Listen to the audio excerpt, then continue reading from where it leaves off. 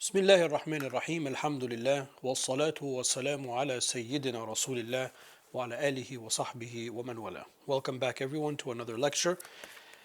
In this unit we are talking about foods and the type of foods that we can eat, etc. Hunting and slaughtering is the chapter.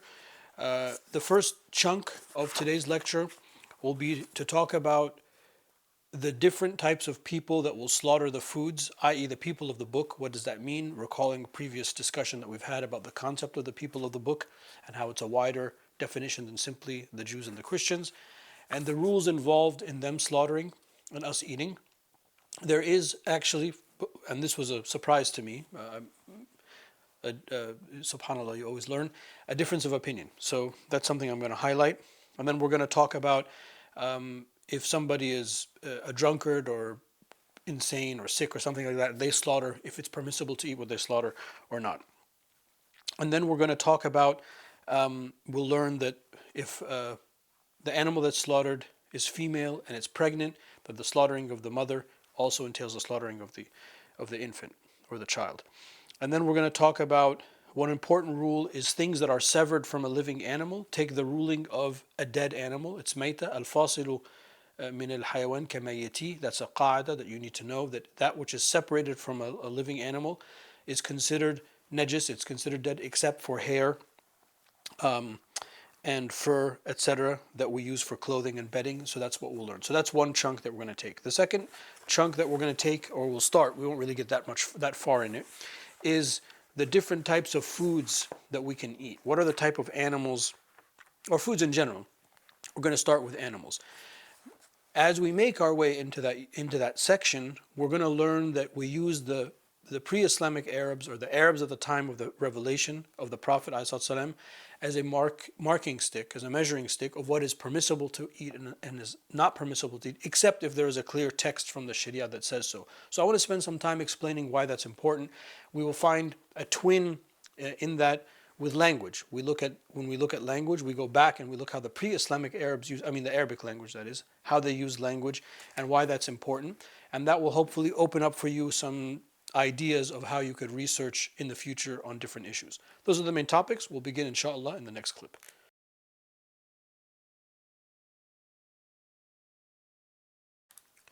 So we begin the way we normally begin, which is to turn to the text itself of Qadi Abu Shuja' radiallahu anhu.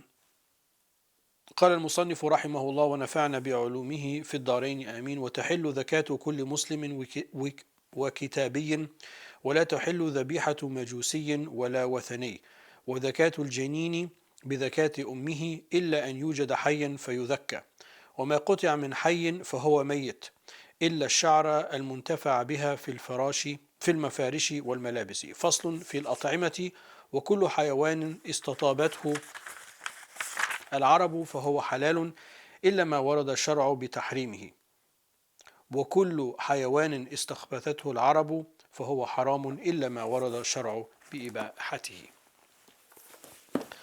So roughly what we read, the translation is, Bismillah ar-Rahman ar-Rahim, animals slaughtered by all Muslims and people of the book are lawful. I talked a little bit in the last lecture about Muslims, but we're going to, as I usually do, backtrack and take the whole thing as one unit.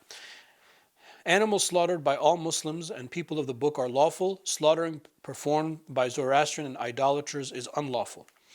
An unborn animal is slaughtered by slaughtering its mother, unless it remains alive. In that case, it too is slaughtered.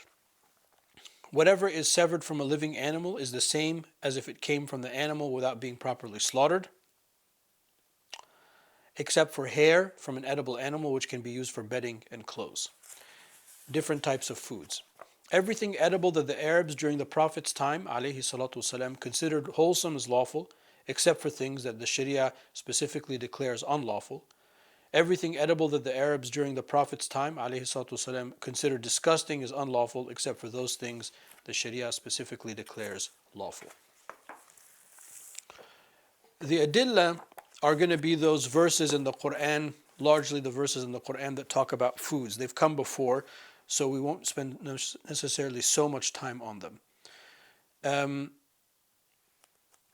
As far as the non-Muslim or people of the book slaughtering and all of that we can eat, وَطَعَامُ الَّذِينَ أُوتُوا الْكِتَابِ حِلٌّ لَكُمْ. This is in Al-Ma'idah verse 5.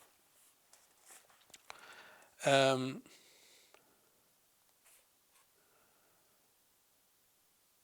and then Bayhaqi narrates that when the Prophet ﷺ took a treaty and jizya from the Zoroastrians and Majus, one of the things that he said is وَلَا تُؤْكَلْ لَحْمَ ذَبِيحَ. Do not eat their slaughtered, and do not marry from their women. So we're going to talk about that shortly, what that means.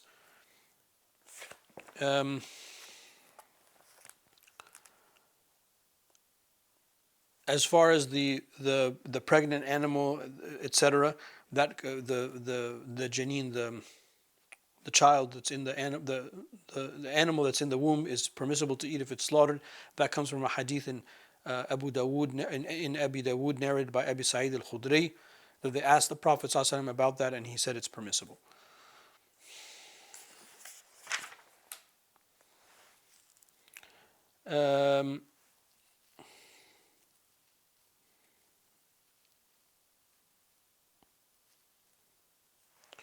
Okay, and then the other things will come as is needed. Now let's get let's get our friend here, Shaykh al-Islam Ibrahim al-Bayjuri, radiyallahu anhu wa ardah.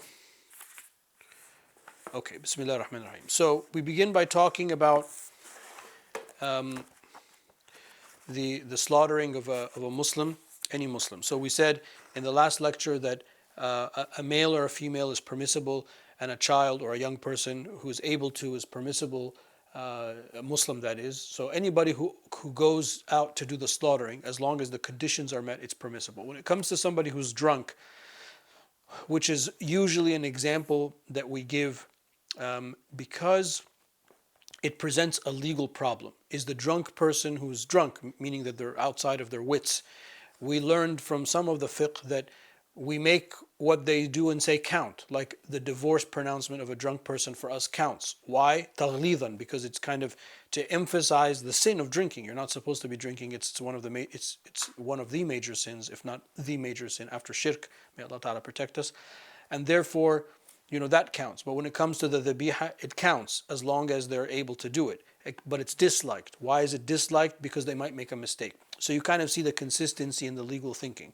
So when you find these type of examples, this is now that we're like deep into Islamic law, or like kind of like in the last third really of the book, or the last fourth of the book actually.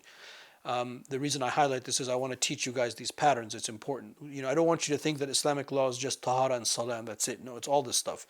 So you'll find consistencies.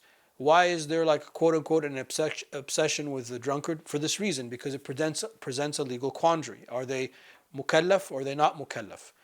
Do their actions, or is there daman? If they break something, are they liable or are they not liable? Can we eat their dhaba'ah or not? Can we follow the contract that they sign or not? So on and so forth. Because it presents this issue. If we say that the aql is the manat taklif, it's the object upon which comes the revelation that makes us morally responsible, mukallaf. So, well, if you're drunk, well, where are you? There's all of this kind of back and forth, and you'll find in the different sections of law, the examples that I just gave you, you'll find different rulings. But if you go one level deeper than those rulings, you'll find an internal consistency and cohesion. And that's one of the beautiful things about studying Islamic laws. Once you get to the point where you can ascertain those principles and those rules, it's really, I find it very beautiful. It's kind of like an orchestra, and there's all of these. I always use this example when I talk, that these are just like different instruments playing this, in one orchestra of divine beauty. So you can kind of almost hear the harmony, but you only get to that level when you understand the principles behind it. So I'm gonna, from now on in the lectures, try my best, when it's appropriate to mention it. Okay.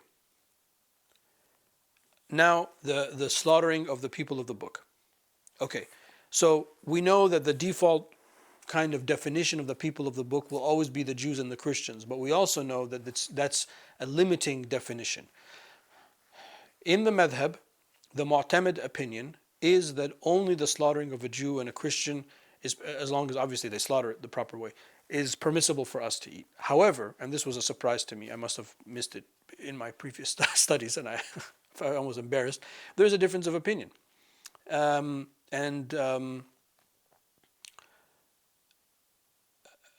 he says, وَهُوَ طَرِيقَ لِبَعْضِهِمْ. So some of the fuqaha say anybody that we categorize as Ahlul Kitab, it's permissible to eat their dhabiha. I have to be frank, that is not the dominant position. And probably I'm a little hesitant to even follow that myself because I would, because, why? Because the people of the book, like the drunkard thing, the people of the book, there are different categories. When he's talking about is the people of the book whose foods we are able to eat, and if you're a man who's for the men whose women were able to marry, because in the verse of the Quran, it's linked together, and that's in Ma'idah 5. وَطَعَامُ الَّذِينَ أُوتُوا الْكِتَابِ حِلٌّ لَكُمْ وَطَعَامُكُمْ حِلٌّ لَهُمْ. And then the rest of the verses also mention that their women are permissible for us to marry. So from the usul perspective of the Shafi'i madhab, the way we deduce rulings, it would seem prima facie from the verse that Allah subhanahu wa ta'ala is coupling both things. So in the fiqh, in the hashiyah, he'll even say the definition of that is obviously is a male perspective, but for obvious reasons, is that the people of the book whose food we're able to eat is whose women we are able to marry. So I wanted to highlight that. I think that that's very important for you to hear. But he also says that marrying the women is also not a condition. For like the following example, it is haram for us to marry the wives of the Prophet ﷺ because they are our mothers, and that is a special ruling for them. But if like Sayyidah Aisha radiallahu anha slaughtered an animal, of course it's halal for us to eat. So I can kind of see why there would be another opinion, because that adding that condition that you have to be able to marry their women is a condition. It doesn't really hold. We cannot marry the women of other people of the book other than the Jews of Christian. That part is established. So you can kind of see that there are different rulings. And we read the hadith in Bayhaqi, I think it was, when the Prophet ﷺ took the jizya from the Zoroastrians, he also said, do not marry their women or eat their dhabiha.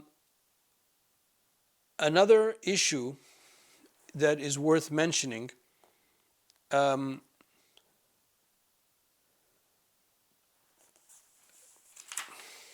where is that line I wanted to read for you? Yeah. Well, I'm running out of time. So I'll pick up the discussion with the Zoroastrians. I found what I wanted to say in the next clip, inshallah.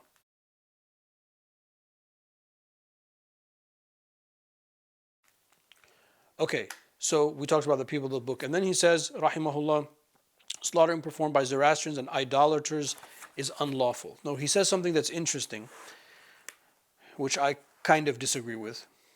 But I mean, who am I?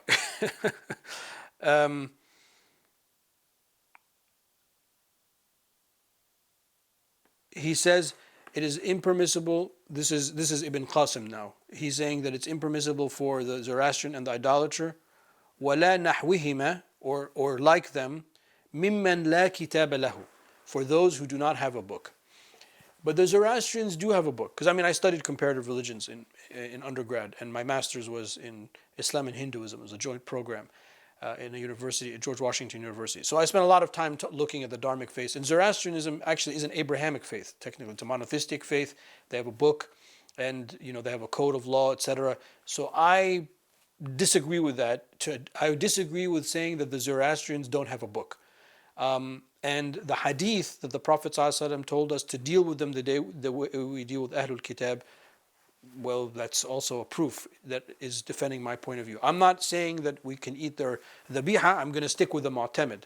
But to describe the Zoroastrians as not having a book I think is completely incorrect. Actually, it really is incorrect. I mean, actually, I'm looking right now in the corner. I have one of those books, from Zarathustra, etc. The books of that faith.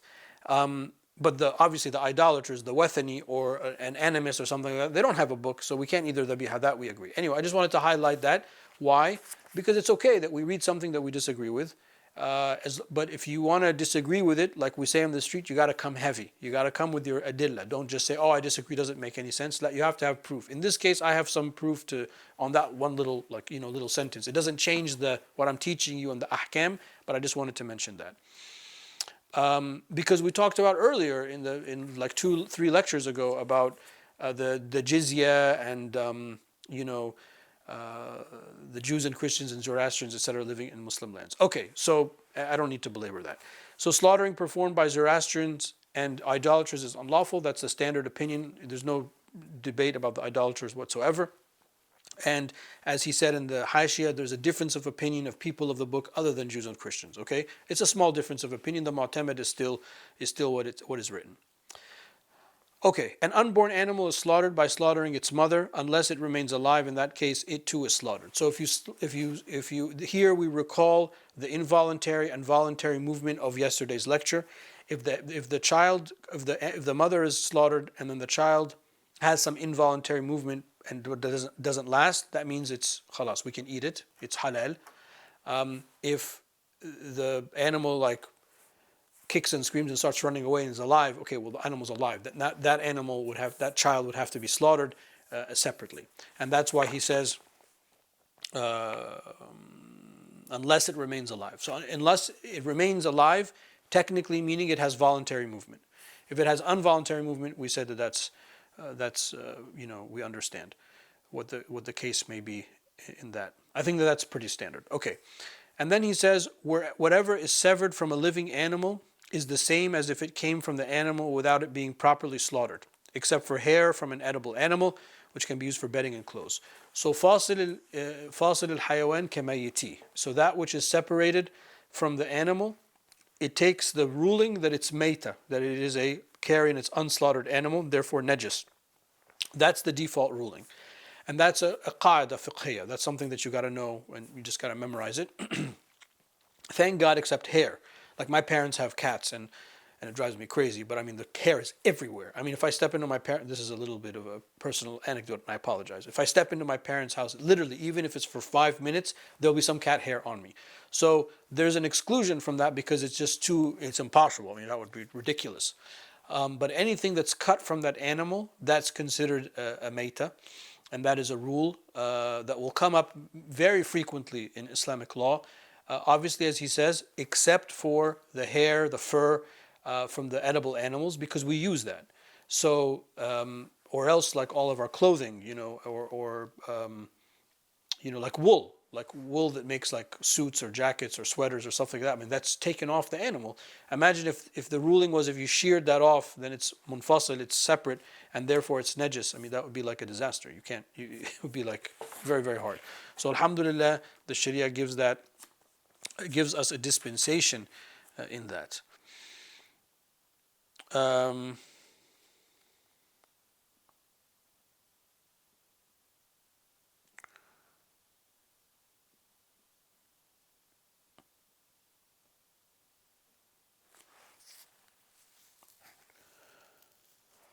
Just a little correction of what I said just a minute ago. The hair that is taken from the animal is an exception if the animal is edible. If the animal is not edible, like the cat, its hair is najis, but there is a ma'fuun anhu, a small amount is forgiven. That's what I wanted to say. So the example I said, like my parents' house, etc. The hair is a little bit. The amount of hair that I would interact with is forgiven. I should have been more daqiq, more specific. So if the animal is a non-edible animal, any part of it that's severed is considered najis for us. Of course, that's our madhab. I'm sure there are other positions. And as far as like that, the dalil of that comes from Surah An-Nahl, verse 80. وَمِنْ أَصْوَافِهَا وَأَوْبَارِهَا وَأَشْعَارِهَا أَثَاثًا وَمَتَاعًا إِلَى حِينٍ. So the fur and the hair, etc., for the animals that we eat, there is clothing for us, bedding for us, we use it. Okay. Now the next section will begin, which is about the different types of food. Now, before we enter into that, I wanted to say something about the Arabs, the pre-Islamic Arabs, and the Arabs at the time of the Prophet alayhi salatu wasalam. For us, when he says that what the Arabs found, good or disgusting, etc., we're talking about those Arabs, not any Arab, not any modern Arab now is completely disconnected from that reality. They're just like a modernized Arab just like anybody else. And the context in which Islam was revealed is very, very essential. It's a necessary part of understanding Islam, because Islam was revealed in Arabia, and it is a revelation that is only in the Arabic language. Even though we're teaching, of course, and you can understand in any language, but the revelation itself does not change. I can't give you a verse in English and say that's the revelation. No, that's a translation of one of the meanings of the revelation. But the Quran and the Sunnah are only in Arabic, which is why I spend some time with Adillah and stuff in my classes, etc. So, from a linguistic point of view, when you get into the study of the Arabic language, and you will get like a rule of grammar or something like that, or a rule of morphology, the examples that will be given will be of the early generation or the pre-Islamic generation, because that is what encapsulates what the Arabic language means. In any language, by the way, if you look in the English language, which is our main language of communication in this course, if you want to know the meaning of a word, you also have to go back in time. How was this word originally used? If you have the Oxford English Dictionary, which is our most authoritative authority in the English language, and you look up a word, like you look up dog or you look up horse or whatever, it will tell you the earliest usage of that word. The earliest usage is what establishes what the word means, and Arabic is no different. So, up until maybe 100 years, maybe after the passing of Rasulullah, with very, very few exceptions. Imam Shafi'i was an exception. He was considered a hujjah in language, but he's in 205. That's very, very odd.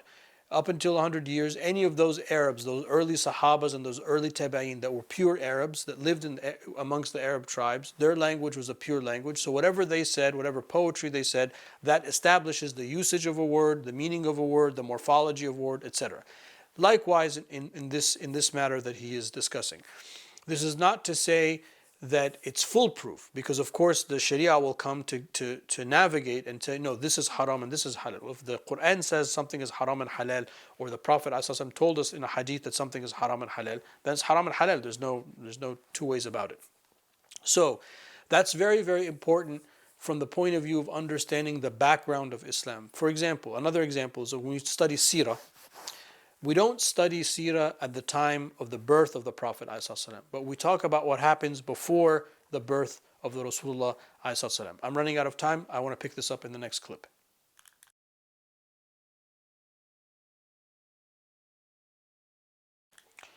In the last clip, I was just talking a little bit about seerah. I know that I'm on a tangent, but this is very important, an important tangent.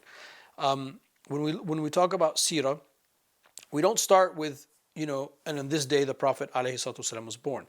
We usually, almost all books that I can think of seerah, any substantial book of seerah that is, will talk about the time of Arabia at the advent of the Prophet ﷺ. So there will be a big chunk that talks about the Jahili Arabs. There'll be a big chunk that talks about what happened in Yemen, what's happening on the eastern coast of the Arabian Peninsula, the Persian Empire, the Roman Empire.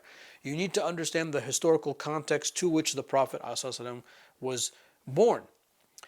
Why is that important? I think when we talked about numismatics a little bit, in zakah and in trade, we know that this currency of the Sharia is the dinar and the dirham, but the dinar and the dirham are non-Arabic words. Those are the dinari and the drachman that came from the Roman Empire.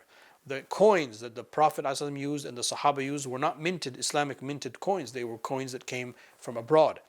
So if you want to know the weights and measures of the dinar and the dirham, you got to go back, not forward. I think it wasn't until the Umayyads did mint coins. I can't remember which Khalifa minted coins, but at some point there was the minting of coins.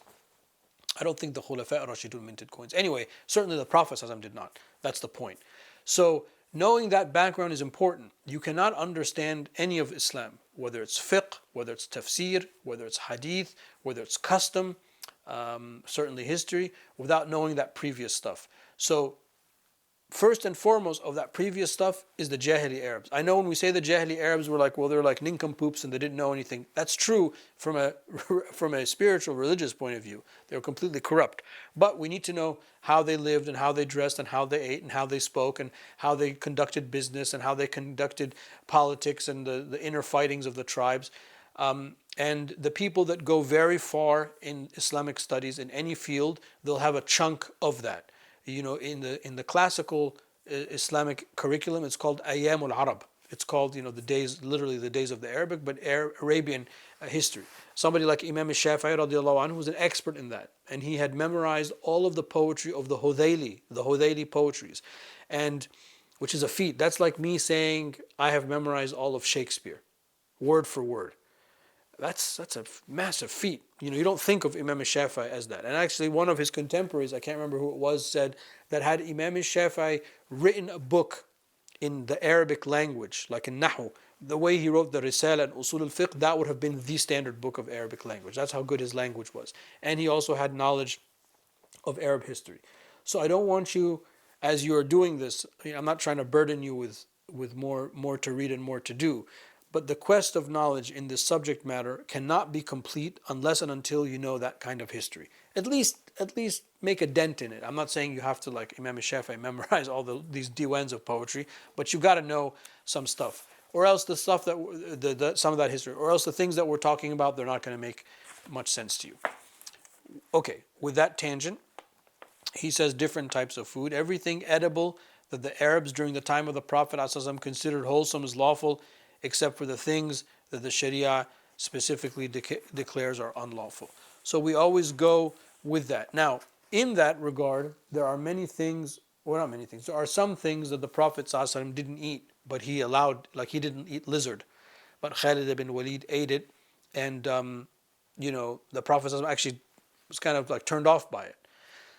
He says, I wasn't used to it. And there's a narration that the Prophet ﷺ didn't eat rabbit. And he said, well, I heard that it has a menstrual cycle. And I don't know, it doesn't feel comfortable eating the rabbit. But it's halal to eat. So this is beyond just the personal taste of the Prophet ﷺ. So when it comes to foods, there are some things that the Rasulullah ﷺ did not eat because he just, like I said, he's just not used to it. But as long as he allowed it, then it was considered permissible. And then, to that effect, Allah Ta'ala says, this is in Surah Al-A'raf.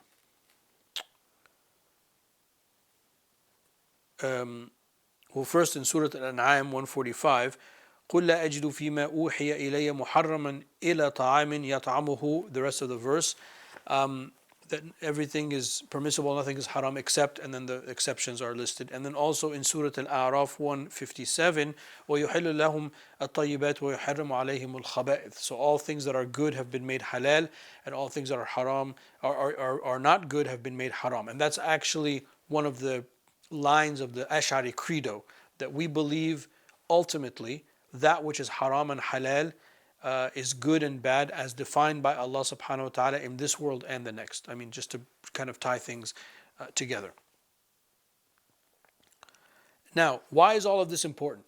Before we get into, Bajuri actually mentions this. Why is it important that we need to know about this? He says this hadith, which is a beautiful hadith from Al-Bayhaqi. أي لحم نبت من حرام فالنار أولى به. Any food, any meats that come from a haram source, then the fire is the best reward for that. I mean, that's a massive statement that the Prophet ﷺ made. I mentioned a couple of lectures ago, or maybe in the last lecture, about أطب مطعمك تكون مستجاب الدعاء. Make sure that your food is halal, and then Allah Ta'ala will answer your dua. So the idea of food stuff for us is critically important. Money, and then the money used to buy the foods that we can eat, that we consume, because we are what we eat, and what we eat comes from what we earn. So it's all kind of one cycle. We want all of that to be halal because of the immense amount of spiritual implications in that.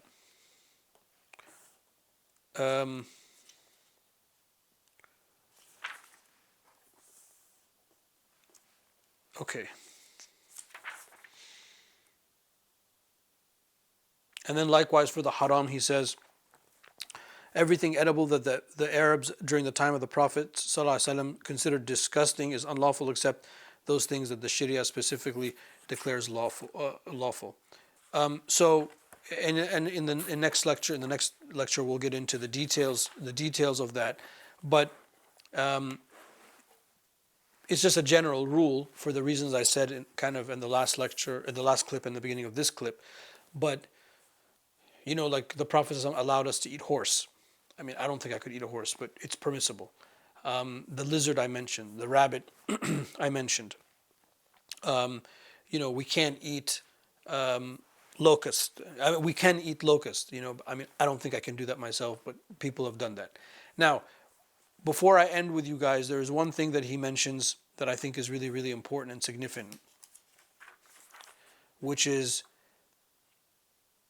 basically, I mean, I'm not going to bore you with the details, but basically, we're not allowed to kill any animal just for the sake of killing it. And that's also, I mean, obviously, if somebody's life is threatened, I mean, I'm not talking about the exceptions. I'm just saying, in general, for us, life is life, and it's sacred. Human life, animal life, plant life, etc. And the reason we have these rules is to help us procure the food that we need to eat as much as we need to eat. And if there are things that we can't eat, we don't kill them. It's haram to kill them. Again, if something is there's like a rabid dog and is going to kill you, I mean, that's a different situation. But I mean, how many times in your life are you going to be in that situation? So even insects, we don't kill and just kill things just for the sake of killing it, unless it possesses us harm. He also says something, because we're going to take off from this and actually get into the itemized details. So I want to get it out of the way now. That's why I'm not doing more of the method in this lecture. He also says, he talks about eating in general, and he says, the way of the Salaf was to eat simply and not to overdo it, even though overdoing it is not necessarily haram, but at best it's makruh. Overeating, overindulging, etc.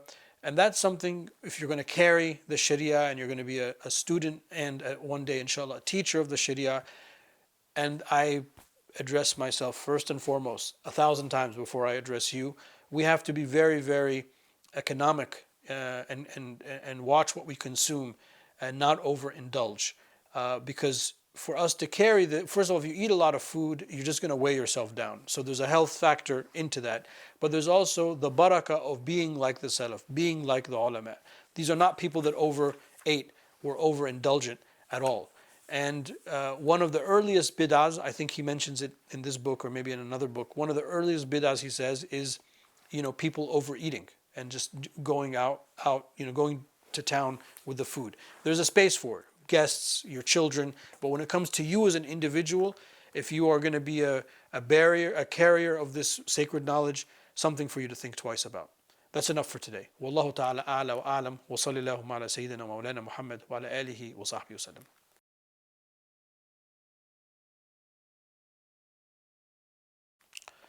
All right, so today's class, we did some interesting stuff, learned some new things, I hope, inshallah, as I did as I was preparing. First, we talked about the rules of the people who slaughter the food and if we can eat them or not. We talked about, of course, any Muslim slaughtering the food we can eat. Then we talked about the people of the book, and we noted that there's a difference of opinion, even though the vast, vast majority opinion is that it's only the Jews and the Christians. Then we learned about people that don't have a book, like the idolaters, etc., is not permissible to eat the dhabiha at all. Then we learned that the unborn animal is slaughtered by the slaughtering of the mother, but if it has independent life after the slaughtering of the mother, then that animal has to also be slaughtered. And then we learned this important ruling that which is severed from an animal is like the dead of the animal, with the exception of the hair and the fur for edible animals. And if the hair of like a cat would be considered najis, but a little bit of it would be forgiven. And then we began to talk about the different types of food, learning that at the top of that discussion, that we use the pre-Islamic Arabs and the Arabs at the time of the Prophet ﷺ as a demarcation or measuring stick.